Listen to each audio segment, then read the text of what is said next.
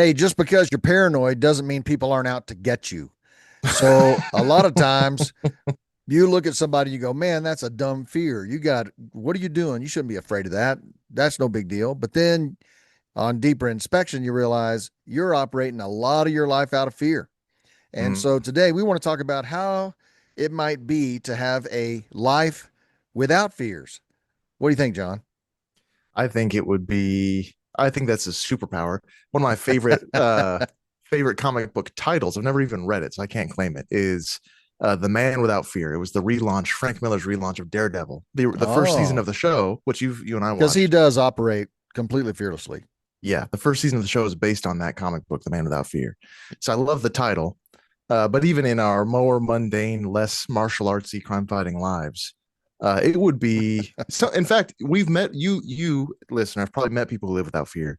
The famous one I can think of right now is Bob Goff. At least in his books, the way he presents himself Yeah. is without fear, and it's very powerful, very enticing. Yeah, And just a little foreshadowing. We're not going to give you book recommendations today, but you just mentioned one. And that Bob Goff book is called love does. Love Does. And that book will make you really give it a glimpse. It's a great point, John, into a life that apparently is lived without fear. We had Bob Goff come to Evergreen when I was there and speak as a Really, fun at a fundraiser. So Sue and I hung out with him a little bit, and he's a fascinating dude. that's fun. Yeah. Okay, before we'll get into all that, it's gonna be fun. Movies especially. I've been dying to talk about movies this whole time we've been doing this. We're committed to books. Books are better than movies. I'll go out and say, but we love movies. We got two really powerful ones to talk about. Yes, and we're giving you more books than a human can read Right. in the pace in which we give them to you. So we're taking a Yeah. break and giving you a movie Giving you recommendation. movies. Yeah. But Okay. before Walk us that, through the four quarters, John. our four quarters. We have every conversation in four quarters. To break it down, our first quarter this week is how fear directs more of your decisions than you know. Not everybody. There was one gal, a little tangent. One gal that lived near Northwest, near the apartments that I lived in, and she had literally the tinfoil on the windows, and she thought people would like were shining lasers in her windows at night. Really paranoid. But the truth is, people live more like her than they think they do. Well, that is true. And in Texas, you put foil on the windows to keep the heat out. Oh It reflects sun and heat. So I can't imagine that in the Seattle area. no, it was But like you gotta, January. sometimes when you think somebody's a moron, you gotta ask yourself, why would a reasonably intelligent person do that? Yeah, maybe Did that's a good you answer. had you talked to her? Did you know that she was afraid of No, lasers she did. and She was a shut in. She wouldn't leave her house. Or oh, well apparently that people saw her. Well, then it becomes a rumors how she only leaves her house at night. Oh, I saw her walking around. and It's then she ridiculous. kills little And children. that she kills adult college age kids. Yeah, Right, right. that's quarter one. Fear directs more of your decisions than you know. Quarter two, control is the root of fear. Uh, yes, it is. Quarter three, acceptance is the antidote to fear.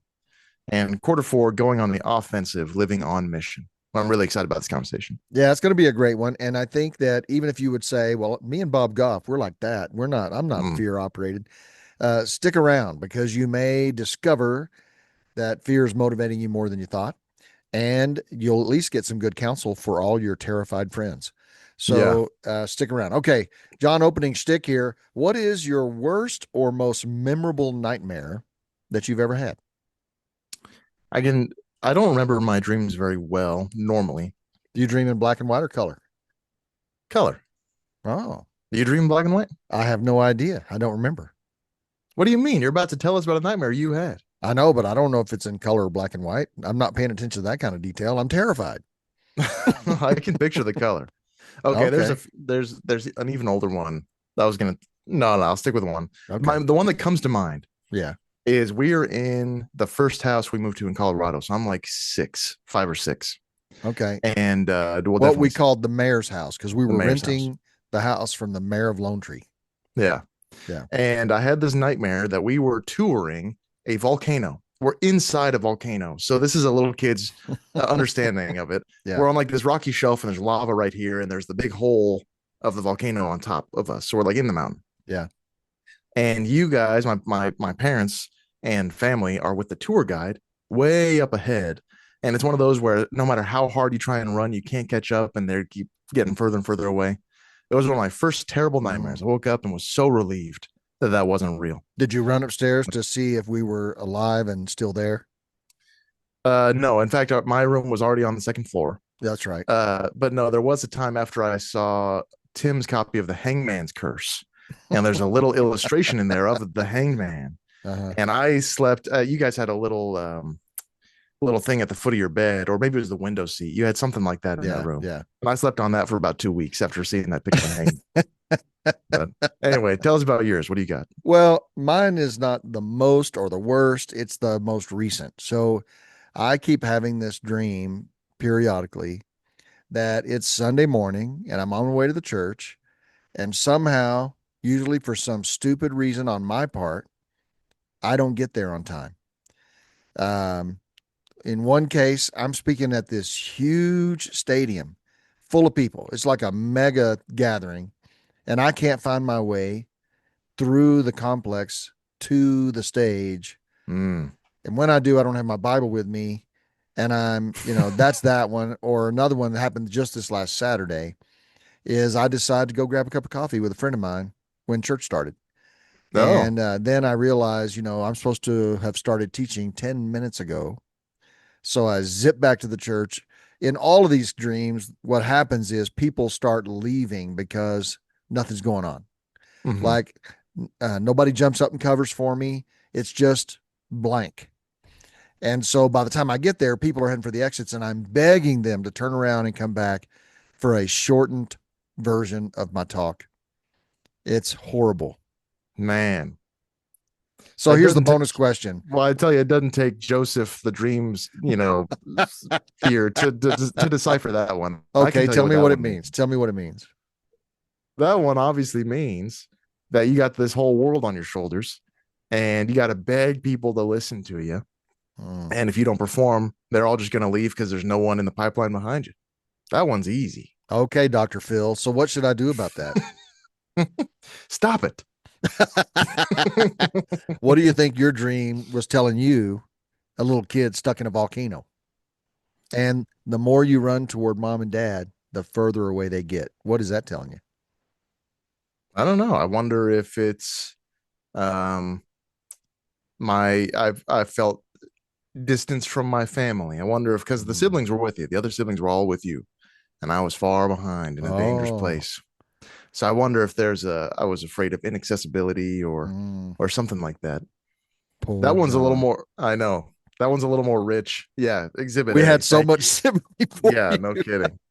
You were raised by a pack of wolves. There are other like there's one where I was just there's a I think I'd seen Jurassic Parks. There's like a velociraptor in the house, and I'm hiding under the covers, hoping it Yeah. can't smell me. Oh man, Things like that don't that's have more as terrifying. Yeah. much Yeah. thematic weight to them. But Right. But and that one's got no deep meaning. You just right, just scared of watched a movie. dinosaurs. Yeah. Yeah. Yeah. All right. Let's get going. John, I want to talk about the fact that you have more fear than you realize. Most people don't recognize how much fear is motivating them. Yeah. So if you don't, because it's the water we swim in, it's the, nobody says, "Hey, I'm afraid." They say socially acceptable things like, "I really want to double check that so that when we get where we're going, we have everything we need." Hmm. Or, "I really want you to take this route because it's less traffic. So it'll go faster and there's fewer hazards along the way." So Yeah. we couch these things in strategies to succeed, but they're actually often motivated by a fear of collapse, powerlessness, lack of control, or failure. Yeah. I think of it almost like there's a good enough reason at the surface. Yeah. So I think about it with money, a billionaire who's still trying to get the highest return on investments. Yeah. And you think why? Like the initial reason is is to succeed, to grow, to make more. Right. But those are means to a specific end, Yeah. and the means can be so gratifying or so engrossing that you don't even remember the end anymore. So, Well, it's interesting. I had some time this last week with several friends who are of retirement age, bumping on, they're either knocking on retirement's door or they already opened it. mhm, And one of the things that emerged in all that conversation is when you are a saver, when you are by nature frugal, it's really hard when you retire and you have a barrel of money you accumulated to do something you want to do. It's still hard to spend it. Yeah. So, and you wonder, are those people operating by economic fear, or are they just disciplined? I guess the clue is in the fact that I set this money aside to do this thing, and now I'm struggling to do that thing because it's so expensive, Right. Even though that's why you set it even though aside. that's why I put the money there and it's there. So, Yeah.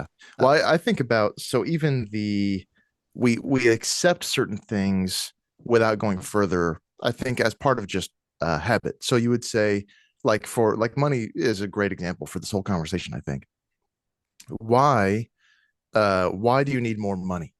mhm, We immediately go, well, more money is a good thing. And so just go one further. Go, why? yeah, Why do you need more money? And normally, I think and so that's like a career decision. I'll take this one because it's higher paying, yeah, or I will not be this generous because I need this money. yeah. And then just go only one. Why? And it will go, because I don't want to be vulnerable to disaster. I want Because no stress. I want no stress. I don't want to have to rely on anybody. Yeah, I'm afraid that God won't take care of me. yep. I don't trust the world right now. And that's where actually there's fear underneath, but we settle for the first answer.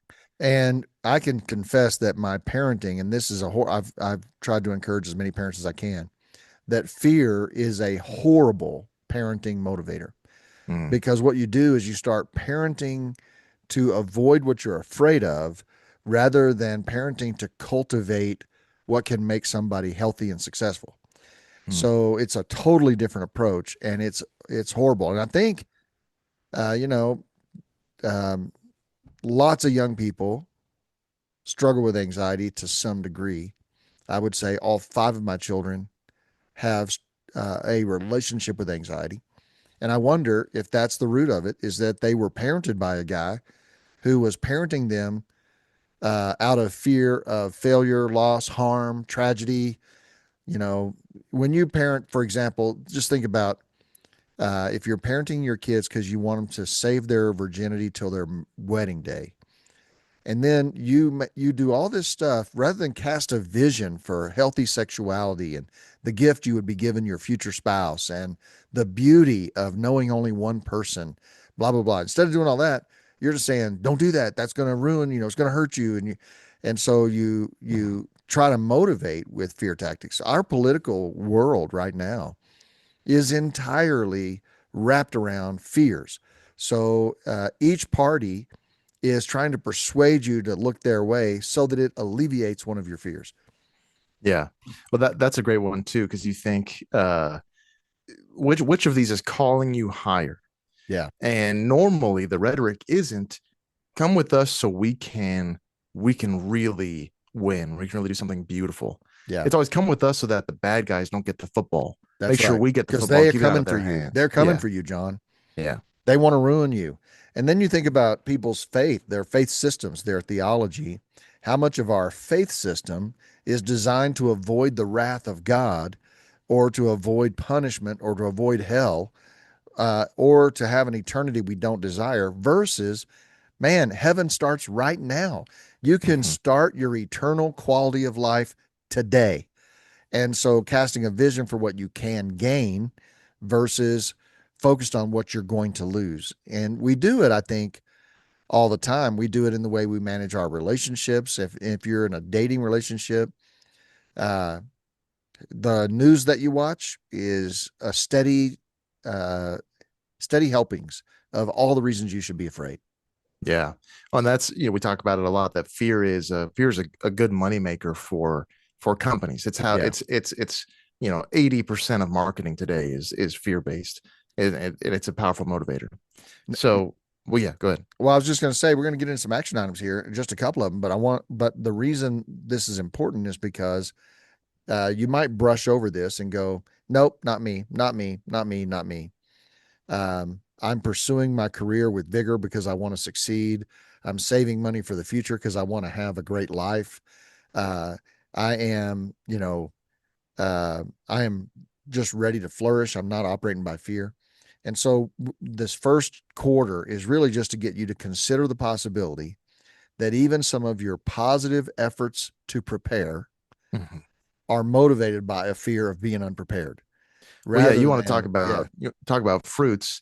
I'm a, a remarkable saver, me and Lindsay, and that's sure as hell fear based. yeah, You're a remarkable achiever, and that's largely fear based. absolutely. There are beautiful fruits from an unhealthy seed. And that's really interesting thought because you look at both of us on the opposite side of those. I have no money fears whatsoever, and I'm not very good with money. I'm not piling up masses of money for doomsday. I'm not massively, I feel adequately prepared for retirement life, Mhm. but I'm not worried about, I've never been financially afraid ever. Nor have I been found my identity in the level of my income or the amount and quality of my possessions. But boy, action, success, achievement, there's a lot of fear there and identity wrapped around it. So that's really interesting because it's possible. This is an aha I'm having in real time here. It's possible that the things you're most afraid of are probably most attached to your sense of identity. What do you think of that concept? Mm. Uh, Let me think about that. Because Most attached to your identity. well, like, um, is any part of your economic fear, what is that attached to? Just how hard life could be if you don't have what you need, or your failure as a husband to provide for a wife and maybe one day a child? God bless you if that ever happens. Uh, what Yeah, is it that you're afraid of? yeah. I think it's yeah. I could see that because it's twofold vulnerability, as in no one's going to take care of me, Yeah. so you got to prepare. And the other one would be a sense of responsibility Yeah. that if I don't have this lavish lifestyle, if I don't have huge amounts of money, then I am less responsible. I'm less culpable for people who are in need. I Well, think it's part of it. those are two separate things. You said lavish lifestyle. There's no part of you interested in a lavish lifestyle. What you're interested in is having every resource economically you'll ever need so that you're never caught with your pants down. Yes, but I'm saying also the reason I don't spend is twofold. Is that I think it's gross. That I see when Oh, I see certain kinds of spending, and I have a repulsion instinct. I go, yeah, that's yeah, disgusting, yeah. and I don't know what I don't always know what that is. Yeah, I But understand yeah, that. Well, this is something worth thinking about. And so let's give you a couple of action items and a reminder. We don't expect you to do every one of our action items. We're going to give you a bunch to choose from. We're trying to seed bed your imagination. Maybe you'll choose one or two of these. Maybe you'll have your own come to your mind. But please, at the end of this episode, write down at least one action item you're going to take. But here's a couple to consider. First of all, take one area of your life and mine out what fears live there.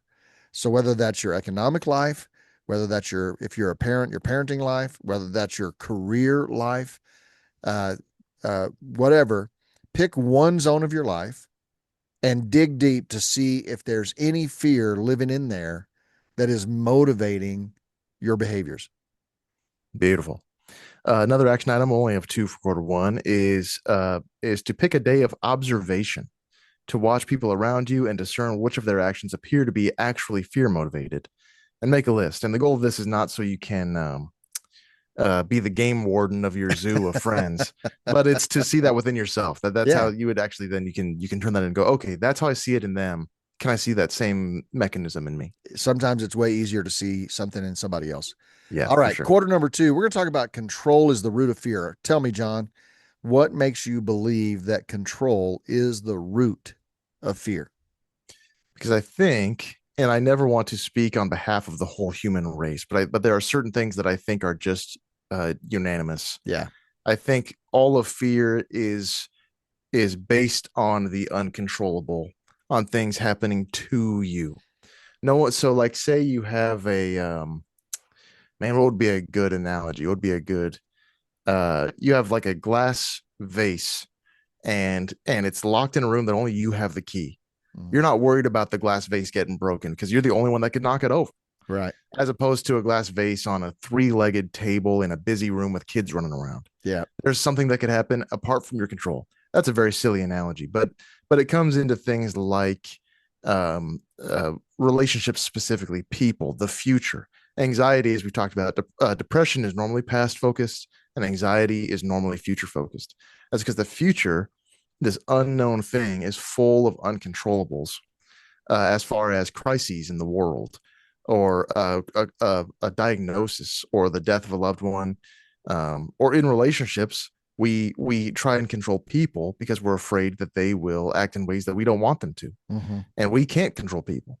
So it's twofold. It's that control itself makes you more fearful when you try and control, and when you reject the truth uh, of things, when you reject the truth that you can't actually control people, Mm-hmm. it makes it worse also. So this is really fascinating to me because this reveals the nuance of fear versus wisdom. You use the analogy, the vase in a three-legged table in a room full of kids. There's a legitimate risk that's going to get knocked over. Yeah. So, am I supposed to go and put that vase on a high shelf out of reach that's stable against the wall so it can't be knocked over? Is that fear based or is that wisdom? And when does apparent wisdom become fear based? What would you say? Yeah. How could I tell if me going in that room and moving that vase is practical wisdom and foresight or fear? Well, so you could think about the purpose of the vase. Yeah. You think about why is it here, and you could think about some other. There's a really funny episode of a show that I can't recommend because it's so explicit. It's called How To with John Wilson, I think is the guy's name. Hmm. But he has these episodes, these mini documentaries about Yeah. things, anything he wants. And one is about these people who replicate their furniture, so or paintings. So they have like a very rare, cherished, like a grandpa's chair. Oh, This was okay. grandpa's chair. It's in pristine condition. They make it, these are really wealthy New Yorkers. They have a replica made. They put the chair in a storage unit, and they only use the replica chair. That's interesting. In my day, they would put this horribly uncomfortable The plastic plastic, over yes, the the see-through couches. plastic. He talks about Yeah. those too. Yeah. So that is like, what's the purpose of the chair? Then they go like, meanwhile, grandpa's chair is getting eaten by moths in a storage unit. You don't see it again until it becomes a burden to your kids after you die, right? Right. You're ignoring the telos of the chair, the Yeah. purpose of the chair. Yeah. So here you could go, well, if the vase breaks, a kid could cut himself on the glass. Yeah. That's a wise fear. That's a prudent fear. But say it's, like the fine china that never gets used again. That millennials apparently are killing the china industry Mm. because we just don't care. Way to go, Uh, millennials. I know. Yeah. I don't Thanks a care lot. either. Yeah. Yeah. But say it's like, no, this is the goal of this is to be the centerpiece of a room of loving family. This was great grandma's vase, and Mm. it's a symbol of our family tree. It's a symbol of our heritage. And you accept that if it's broken, you could get it repaired. You could do that Japanese gold infusing thing where the cracks actually become part of the story. You could do all kinds of stuff, but you're not going to put it away out of fear because it has a purpose. You're not going to deny its purpose, excuse me, out of fear. Right. I think that this is really great. The uh, the identifying a purpose for something, and if you're withholding that thing from its purpose, it's probably mere fear motivated. That's a great Mm-hmm. thought there. The thought I was having when I asked you, can you tell the difference if I'm moving the vase out of fear or out of wisdom, Yeah. would be the emotion that I'm feeling. I think emotions are indicators. They're like RPM dials on your car dash or your motorcycle deal. Mm-hmm. Your RPM's picked up. You're emotionally hijacked. That's probably a fear-based thing. I would think that that's a sign that maybe there's more fear than wisdom involved there. Yeah. But we're talking about control, John, and that control. What your premise is that control is the root of fear. So um, root implies that's where the fear comes from. But I think maybe that's the food. That's the soil that fear's getting fed in. What do you Well, think? really, yeah. So it's the lie about control is the root of fear. Mm-hmm. The refusal to accept control is the root of fear. You're right. It's a grammatically inaccurate sense. What we mean is the unnatural urge to control is the root of fear. Yes. So here we say a lot that the truth is your friend, and this is going to come up a lot in quarter three about acceptance. But the truth is always your friend, even if you would prefer it to be a different way. That you always want to live in reality. And the reality is, very unfortunately, that you have almost no control over, definitely not the world, and Yeah. almost no control over your own life in some ways. And in some Yeah. ways, you have plenty. So then you have to accepting what you do and don't, and the freedom involved in that. So this is interesting because today, the day we're recording, I sat with your sister and held her, and your mom and I held her while she held her cat while the vet put the cat to sleep. Mm-hmm. And this cat has been Bethany's friend for 16 out of her 32 years. Mm. And it's been an incredible cat. It's been an unbelievable therapeutic friend, companion. I I mean, really, it's the I best hate cat. cats. It's the best cat. It's the Yeah, best cat in the history of the world. terrific cat. Yeah, because we don't like cats, but we love Charlie. Yeah. And so we were having the conversation just before the vet arrived and then through the process. She's saying, I'll never love again. There's no way. I'm not going to go through this ever again. I will never have another Charlie because I'm not going to go through this again. I don't want to grieve like this. And it's an interesting deal. So I think that's what we battle internally is risk reward Mm. and control, and we're trying to calculate how much pain we can tolerate or how Yeah. much risk of a relationship exploding or how much risk of somebody why would we lie? Why do we lie? The average person, this is research that's hard for me to believe. The average person lies 200 times a day, and the average person is lied to 300 times a day. Hmm. And so, why do people lie? They lie because they're afraid of what happens if they tell the truth. Yeah. That's how subtle that is. And when you lie, you're trying to control an environment for your protection. So that's why, again, we're overlapping here ignorance of our fears and control, because there's more there than you think. And I think control is, I would argue, 90% of the time when you're trying to control someone, some circumstance, some risk, it is fear motivated. Yeah. And I think there's a real wall. The pet one's interesting because again, back to the wisdom conversation, you know, pets die. Everything dies. Yeah. I've noticed it with myself even. I kid myself saying, if I die, Yeah. it's like it's not an if, buddy. It's a when. There's like it's a certainty. So, but there are certain things that are intolerable Yeah. to us. Yeah.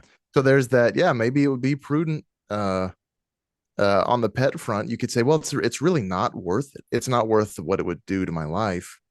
Um, Which is the Stoics approach. Hey, I yeah, noticed when I have a cat and it dies, I'm really sad. But yeah, when you have a cat and it dies, I move on. So I tell you right, what, I'll play with your cat and I'll never right. own one. Yeah, yeah, yeah, Yeah. yeah. This is good stuff. Let's get into action items, and we'll kind of tie up a lot of those threads in the acceptance quarter, the next All right. quarter. All right. Name what you cannot control and give it to God. I sometimes draw two circles on a paper, especially if a particular arena, say, um, uh, retirement. Okay, back to this Mm, retirement exhausting conversation. yeah, I have a friend. I've been trying to persuade her. You have everything you need to retire 3 times. What are you afraid of? And when you are preparing retirement for the Great Depression, there's no escaping the Great Depression. If the Great Depression happens, we're all in the tank. right. You cannot. There are things you can't protect yourself from. So stop using that as the bar for what readiness is like. Disaster of the world is not the bar. Yeah, So when I have somebody who's struggling with an arena, economics, career, a marriage that's on the rocks, a relationship that might end, I have them draw two circles. One is things I can control, put everything in there. The much bigger circle is all the things I cannot control. Now I'm going to eliminate that circle from my frontal lobe because there's not a thing I can do about it. yeah, So if I focus my energy on the circle of things I can control, And then the things I cannot control, I give those to God. And the things I can control, I take action because the world bends in favor of those who act. Well, that's action item number two, is to name what you can control and take action to steward that. So this is, Sorry, didn't mean to steal that one. that's all right. The truth is not all bad news. There is Yeah. really good news in Yeah. that you have serious agency and Mm-hmm. underexploited agency. Exploitation is a bad word, but I was but basically, I think under it's correct. leveraged. Under Yeah. leveraged agency Yeah. and what you can control, Yeah. and that'll be a short list. So we'll pair those together. If you're gonna do one, do both, except the good and the bad. I like that. I like that. Third action item would be to apologize or repent to someone you love who you've been trying to control. Man. Uh, that's not the one I'd pick because that's hard as hell. That's so hard. But you talk about multiplying in its power because now you've included someone who hears you make a confession Yeah, and express an apology, and now you're going to get some juice out of that.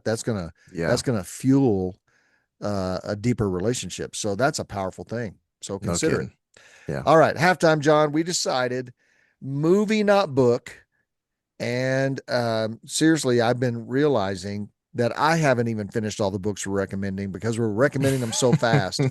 And my stack of books to finish is getting tall. So we're taking a break and we're switching to movies. Maybe not just today, but maybe just today. We haven't thought deeply about that. yeah. But John, give us a movie recommendation. This one I watched last night, Oh, and by the and way, yeah, you said the movie has to have a legitimate intellectual. it has to have depth. Okay, I don't know what you mean by that word. Yes, you do. Come on, a movie with depth versus a shallow movie. You know what I mean? Well, like Dumb and Dumber Yeah. versus, but the example you used was Was Top Gun Top Maverick? Gun Maverick. That's got depth, baby. What's the depth of Top Gun Maverick? It's a great movie. I love that movie. What's the depth? I don't know. So All you know right. exactly what I mean. Okay. All right. My So you movie, I watched this last night. watched a movie last night, and I've been wanting to watch it. It's very interesting. It's a 1955 black and white movie by Charles Oh, Laughton. It's the only movie he ever directed. It came oh, out to critical and commercial hatred. Everybody hated it. really? Nobody saw it. It did terrible. Based on a novel. It's called The Night of the Hunter, and it's since gotten a bit of a cult following. I watched it last night because it just happened to be on Amazon. I was blown away. I was been on my watch list, and it's just on Amazon right there. It's 89 minutes. There was no excuse. I had to watch it. It's about a serial killer who Okay. claims to be a preacher. He calls himself a preacher, Mm. and he roams the land killing But you don't widows. know who he is or do you know from the start of the movie which guy that is? You know that he's a murderer from the very beginning. Yeah, Okay. Okay. and he learns that his cellmate has robbed a bank and stashed the 10 grand in 1930s because it takes place during the Depression. He has stashed that on his property, and so the serial killer, he gets out. That guy gets hanged because he killed two men when he robbed the bank. But a The serial killer gets to get out? They only got him for stealing a car. They didn't get him for killing Oh, anybody. He so hasn't they been don't caught even for know that yet. he's killed people. No, no. So he gets out and goes and seduces the man's widow and tries to get the location of the cash from his two kids, namely the oldest son, John, who the dad promised. You don't tell your mom where this money is. You don't tell anybody where this money is. And his dad stole the money because he saw all these kids in the Great Depression roaming the box cars and being orphans. And he said, Mm. "Not my kids." And his fear, it was so perfect, this conversation. It's a beautiful, I'm crying in this movie. His fear for his children's future ruins their lives because it brings this man into their Wow. lives to get this money that he killed for. Okay, so his son, even though his dad has now been hung, doesn't go Yeah. get the money, even though he knows where it is. He knows, yeah, he's got it. What's he going to do with it? He can't tell. He told his promise his dad he wouldn't tell his mom where it was. And it's a good thing because she would have given it to the preacher. Oh, Eventually, they run don't tell the away. end. Don't tell the I end. won't tell the end, but there is a hero at the end who helps these children. And it is so powerful. The Wow. different kinds of there's a kind of Christian, a kind of professing Christian who is so afraid and so easily incited and so foolish. And they basically damn these kids to their life with this serial killer. And there's Wow. another kind of Christian that is so courageous, so unafraid, and so unself-serving. Basically, a woman who cares for these orphans for no other reason than it's the right thing to do. And it is incredibly powerful. Cannot recommend this Wow. movie enough. Huge recommendation. The Night of the Hunter. The Night of the Hunter. Great name. Oh, and Robert Mitchum, Yeah. who plays the preacher. Phenomenal. Yeah, he's He's a great so actor. good. Yeah. Yeah. All right, you're up. Okay. That sounds wonderful, but Yeah. my movie's better. Okay. I've seen Good. both. I don't, yours is good. I don't know. It's really good. Good Will Hunting. December 5th, 1997, this movie came out. Matt Damon and Ben Affleck wrote the movie together. They were kids when they wrote this movie. And man, you have to have a stomach for foul language because they do cuss a lot. This is one of the most powerful mental health movies I've ever seen. Abuse recovery, relationship, understanding why you do what you do. Robin Williams plays a therapist who helps this guy figure it out. His name is Will Hunting. So good Will Hunting. He's good. He thinks he's bad. He's actually good. Therapist Mm, helps him figure it out. It's powerful. So there you go. That's our two movies. Good great luck. movie. Let us know And if you watch both of these, who wins, John or me, because I have a fear of losing. that's all right. Also, if you love Boston accents, yours wins. That's What are you, true. Wicked Smad? I love that movie. That is Okay, good. All right, on quarter to three, quarter John. three. Acceptance is the antidote to fear. So, for one, accepting that you have no control is even that's just one part of it. But acceptance of reality and acceptance of the broken vase, right? Yeah. So you say I accept that this is the purpose of me. You can say this is my purpose in life. And if when there I go again saying if Mm-hmm. when pain and suffering comes my way, Yeah. when I eventually die, it will be okay because blank. You might have to figure that answer out yourself. I have an answer for that for me. But what do you think about that right off the top? That equation. Give me the simple equation again. When what you fear to pass does come to pass, which is not a certainty, because as we've talked about, what you're anxious for, about what is Sure. it? Sure. 10% of it actually does come to pass. Right. So let's not say what we're afraid of. When suffering comes my way, it will be okay because blank. I believe that. I think that's one of the secrets of life. Even when it doesn't work out, it's going to work out because God is helping. You're stronger than you think you are. Mm-hmm. You are able to survive, et cetera, et cetera. So now that's acceptance with a uh, strategy of wisdom underneath it that feeds acceptance. Sure. Um, your thought is that acceptance is the place where fear loses its grip on you. Yeah. Yeah. So Yeah, go ahead. so a big part of this is really it's we talk about mechanics again. What we mean by that is what's actually happening intellectually and spiritually when these things happen. So when you accept, you Mm-hmm. don't just swallow a horse pill and say this life's full of hurt and that's okay. Gulp, and you make yourself do it. Like there's mechanics here that actually make that so. So with suffering, I realized after me and my wife were in a terrible car accident, and she still has a recurring injury from it. Is terrible, and I was so afraid of future suffering because that Right. suffering was so bad already. So later, when I would be awake at night, dreading any future suffering, including anything, I mean, going to the ER for any Sure. reason, things like Sure. that. The things that an era of suffering like that makes you give up are really comforts. So for Lindsay, she was actually in pain. That's a much worse thing. But for me, just to say for John, the things that made me give up was we can't have the life we had before. We can't do the things that we would like to do right now. We have to deal with insurance. That's all uncomfortable and Mm-hmm. annoying and Mm-hmm. infuriating. We have to deal with the legal system. It's infuriating. Those are all you realize that my fears I realized are for losing comfort or for experiencing pain. Mm-hmm. And part of the acceptance and part of what we'll talk about in quarter four of living on a mission is that accepting that experiencing pain or losing comfort are not the end all be all pains of life. You Right. realize that that is actually okay to lose those things. That's not the horse pill you think it is. because pain is good. A Yeah. lot of beauty, a lot of strength, a lot of learning comes from pain. So you know that pain is going to carry with it silver linings and things there. Yeah. I'm curious, what's the difference between acceptance and apathy? So, Yeah.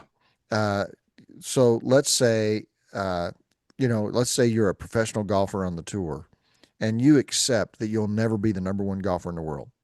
Yeah. Do you just decide I'm going to play for fun and I can make a good living playing golf, and I'm accepting the fact that I have the talent I have?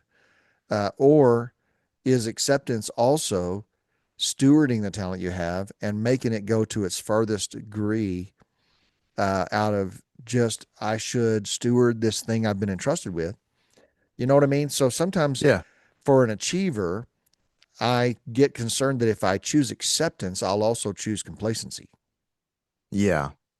But that's also complacency is your great fear. Or really, no, your would it be your great fear is unworthiness. This is a buddy of mine has this exact question on the other end. He is the most peaceful guy I know, and he wonders if it's a character flaw. Mm-hmm.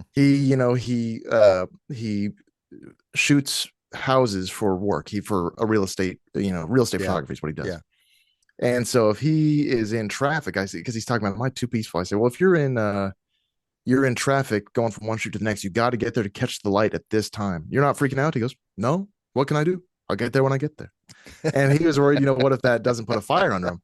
I think that's the correct. I think he's actually, because he said there are guys that are really high performers. And I said, well, they're high performers because they need peace. They have to perform to get peace. Mm-hmm. You already have peace. And it's something they can't buy, Well, you the know? thing is, I know this guy. He actually is performing well too. Yeah. Yeah.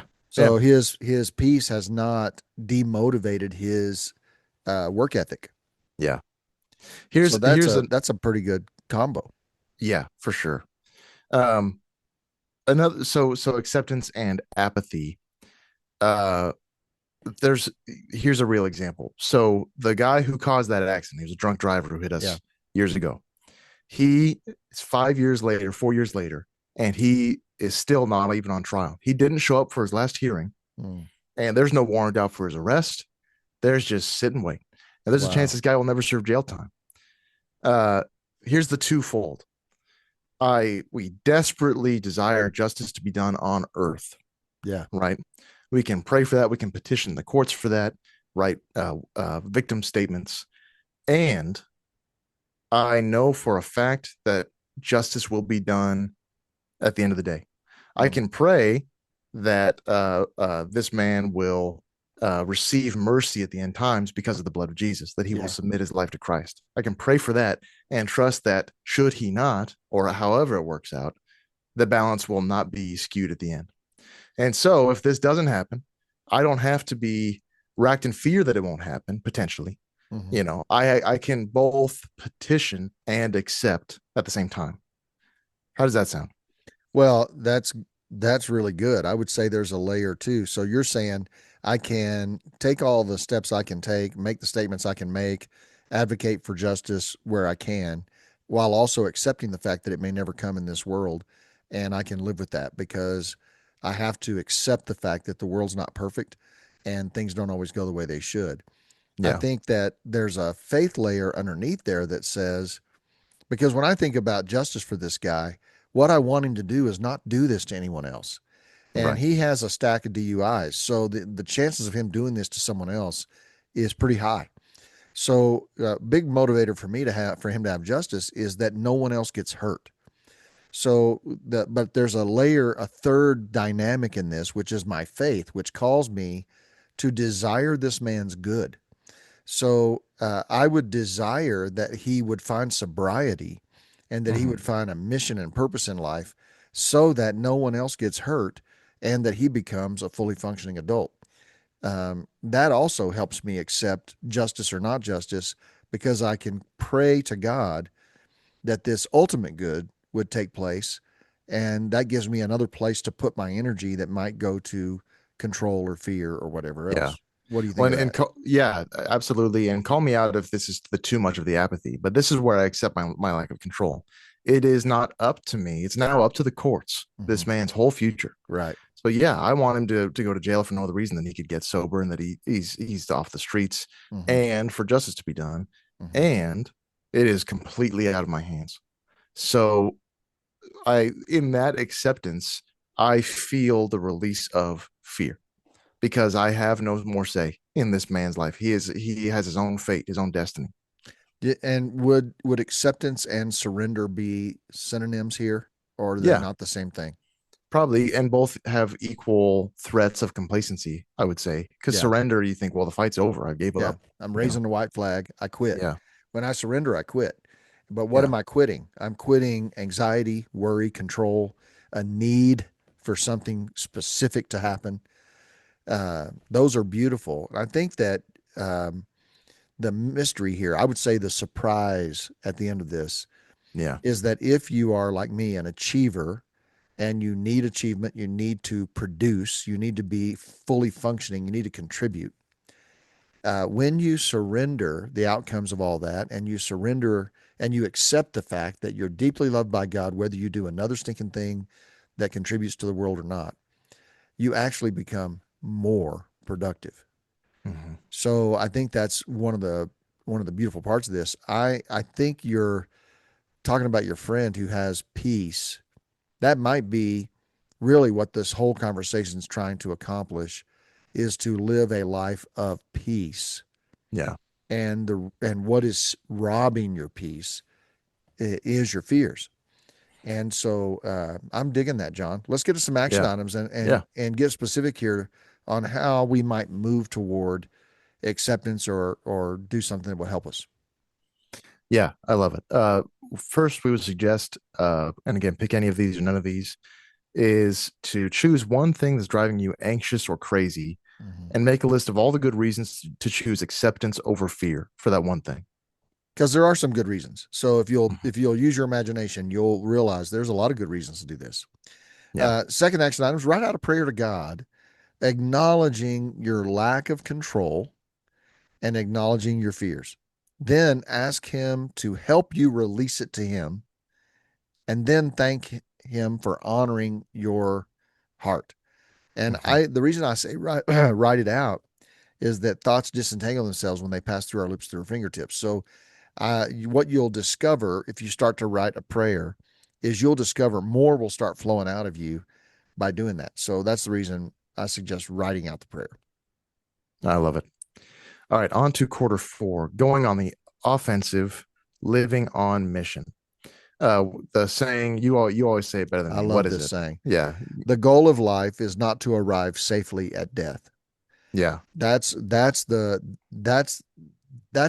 it. So many of us live as if the purpose of life is simply to make it last as long as it can Right. and safely arrive at our death date. It reminds me right now, it rhymes with the money conversation. It's the time of life that is a means to do things. It's Mm-hmm. not an ends unto itself. It's not like if I'm conscious in any state, I'm conscious for 5 years longer than I would otherwise. That's an inherent win Mm-hmm. just because I can fog a mirror. It's like the money is you use the money for other ends. Your life is used to certain ends. Yeah, What do you think? I think so, because what's going to matter at the end of that, when you arrive safely at death, what's going to really Mhm. matter? What's going to matter is the people you touched, the lives you affected, the people you invested in, the good that you contributed to.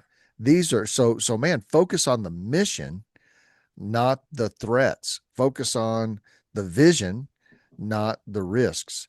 And you know, there's some people say the risk averse person says, well, so you want me just to ignore real threats? No, Mhm. I want you to value the right thing over the other thing while you take reasonable action to avoid the risks, but you are focused on the mission. So Yeah. Sue and I were hanging out with some friends recently, and we've known each other, this guy, since high school.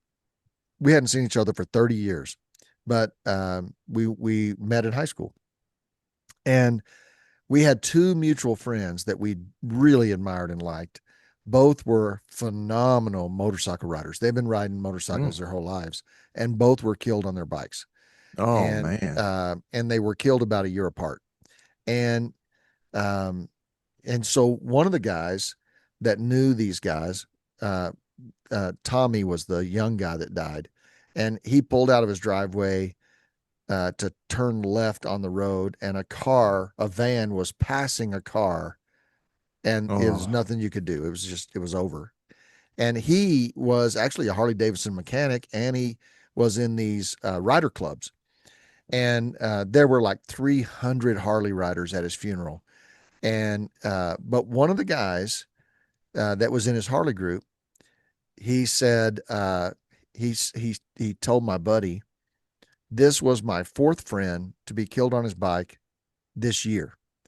And he said, Whoa. my wife said, would you please stop riding? And so these are the kind of conversations. I got another friend out in Arizona, when he rides he prefers a state with no helmet law because he'd Mm. rather ride without a helmet. And when he lives in a place where you have to wear a helmet, he buys the flimsiest, crummiest helmet he can find because he says, if I crash, I don't want to be mostly dead. I'd Mhm. rather be dead. But I don't mind. This is his thing. I don't mind dying doing something I love to do. Mm. And I would rather risk dying doing it than give it up and not do it at all. So these are kind of bouncing around the things of saying, hey, instead of being afraid of death, instead of being afraid of failure, focus on what is it you actually want? What can you Yeah. contribute? What can you experience? What can you go Well, for? yeah, so that's another, excuse me, beautiful thought. Living life to the fullest Yeah. is one thing. Yeah. Is living without fear for the sake of almost hedonism, but not in a way I would ever condemn. It's a way of, as far Sure. as enjoying the life that you've been given. Yeah. But the other is the eternal and globe trotting story of God's relationship with man, Yeah. the arc of man's reconciliation to God. Hmm. That's the mission. It So is. even I wonder, we're talking about prudence again. We're kind of rubbing with the wisdom and courage, wisdom and courage. Hmm. And so would you say if a guy gave up his motorcycle Yeah. because it's objectively more dangerous, and he's got work to do. He's got a calling. He's got a mission he's trying to do before he dies. Yeah. So he gives up the bike for that. What do you think about that? To try and work out that knot. Well, I think that is a really personal decision that needs to be, uh, you know, you have to accept responsibility for the decision you make. So Mhm. that is a good thing to do. That is a good thing to do.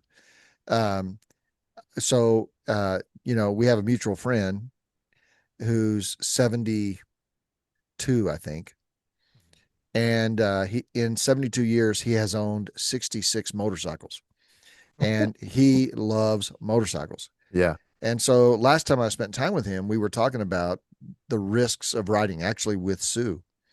Mm. And he said you can incredibly reduce the risks by riding wisely. 80% of motorcycle fatalities in the state of Washington and Oregon are single vehicle accidents on a curve. So Mhm. you can eliminate a ton of risks. So there is a scale between do it, don't do it. There's also the scale of do it wisely, conservatively, safely. So, like in my case, cross country motorcycle rides make your mom really nervous. So I'm not doing Mhm. them anymore. But I do have a smaller bike that I can ride around town, run to the grocery store, take a little ride on a Saturday for an hour, and she's not as scared. It's a compromise. I think of things when I think of okay, I'm created by God to contribute to humans. So the opposite of fear is love. That love casts out fear. So I have this Mhm. love for God, this love for humans, this love for my children, grandchildren, these people I've been gifted to me and me to them. And when I think about stewarding that, I don't think about getting off my motorcycle. I think about eating better food and physical fitness and making my body last longer. because Yeah. I feel like I have a much greater risk of mismanaging my health than I do of crashing my motorcycle. Yeah. No doubt. But that's even so it's the factors in the equation are different. The factors of the equation aren't how could, I need to make sure I live the longest for some objective, some obscure reason, Mm. or for its own sake. Yeah. The reason is stewardship. Yep. Maybe that's a good umbrella term for Yeah. this. I like that. And then the you touch on it just now that the opposite of the of fear that we're talking about is not recklessness necessarily. Right. There's the guy Alex something who did free solo. Did you remember that documentary Free No. Solo? Uh-uh. He rock climbed like Half Dome or El Capitan or something With no with safety no equipment. rope, no nothing. Wow. And it Why? was, well, exactly, it was really divisive with even rock climbers because they were like there's no reason to do that, because you can do it without, you can do it where it's the same exact Experience. feat. Yeah. Yes, no one's helping you up, but if you Yeah. fall you're not going to die. Right. And he said no, I want to do it where if I fall it's going to kill me. Is that that's definitely not prudent. What's the point? That's kind of the whole point of the documentaries. He's got this girlfriend who's begged him not to do it and he said no, I'm going to do it. And it's this kind of thing. uh so the opposite of fear is not that kind of recklessness. It is actually love.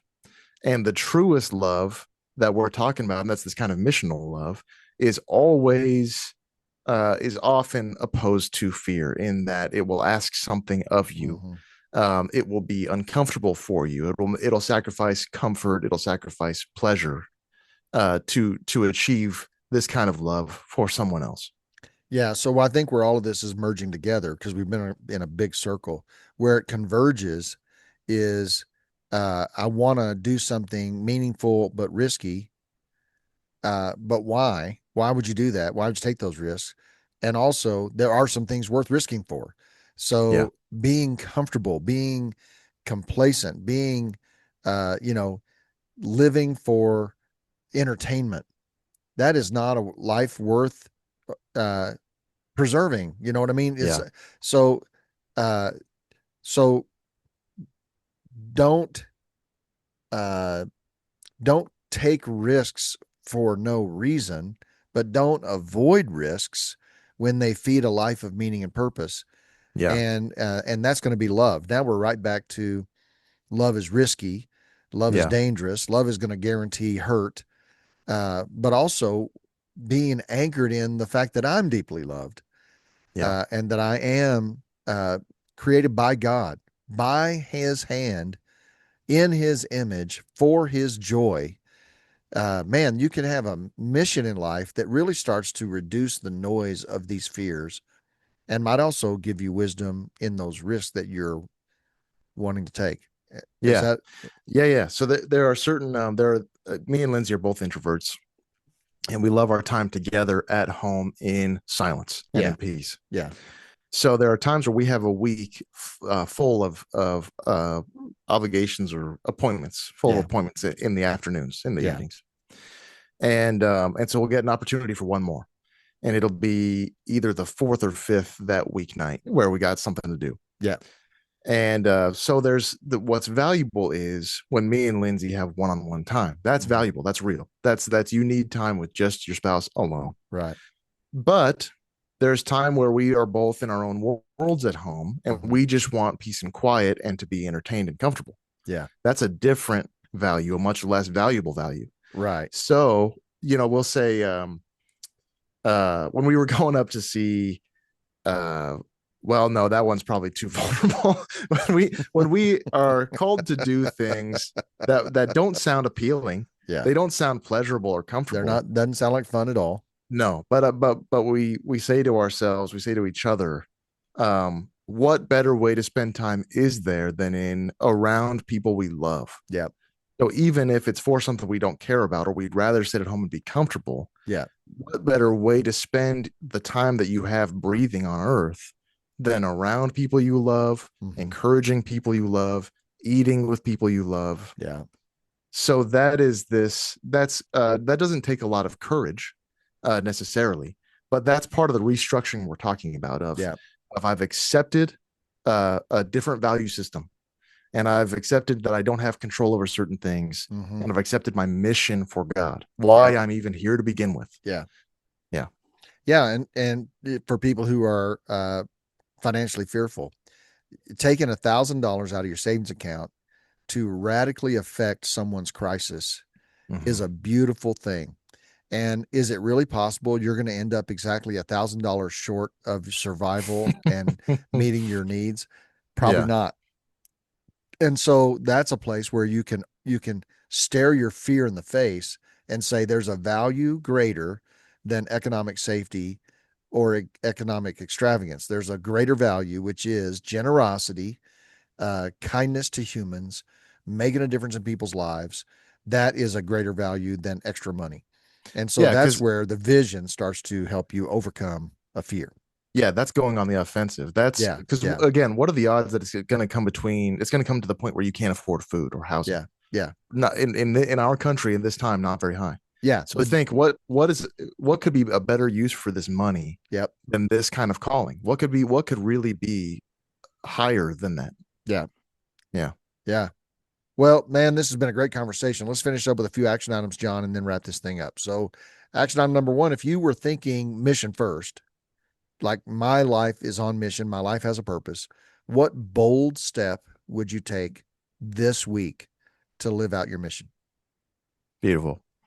Another idea would be to write down your gifts and calling. If you don't have any, ask a friend to help you find them.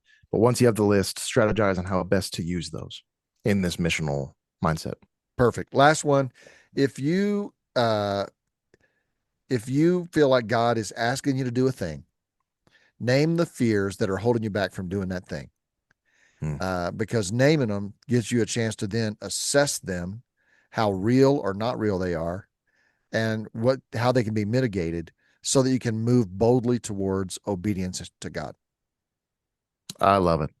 I really hope this conversation has been helpful. Sometimes I can't tell, but I know we have a good time. We have a good time making these, and it really is close to both of our hearts. This is something I've struggled with a ton and still struggle with. So a lot of this is kind of preaching to myself. Well, and Uh, the research is that it's universal, so to yeah, at least to some degree. So, man, listen, we want to be an encouragement to you. We want to help you. Please give us feedback. And tonight, town hall, Honest Pal Town Hall. We delayed a week so that we would both be able to make it. If it was going to be on schedule, one of us was going to be there. So this tonight, 8 p.m. Mountain Time, 7 p.m. Pacific, we will send you an email with the Zoom link 1 hour before kickoff. Grab some buddies, jump on the Zoom call with us. It is a great time. We have great conversations, and we're really eager to talk to you. yeah. So those are multi-generational hangouts for only men, and we talk about all kinds of stuff. We talk about shame, father figures, how to change, how to form yourself. It's a lot of asking advice. It is so powerful. It's our favorite part of this whole endeavor. Yeah, so Uh, far it really is. yeah, yeah. So we would love if you joined us tonight, 8 p.m. Mountain Time, 7 p.m. Pacific. We hope to see you there. God bless you.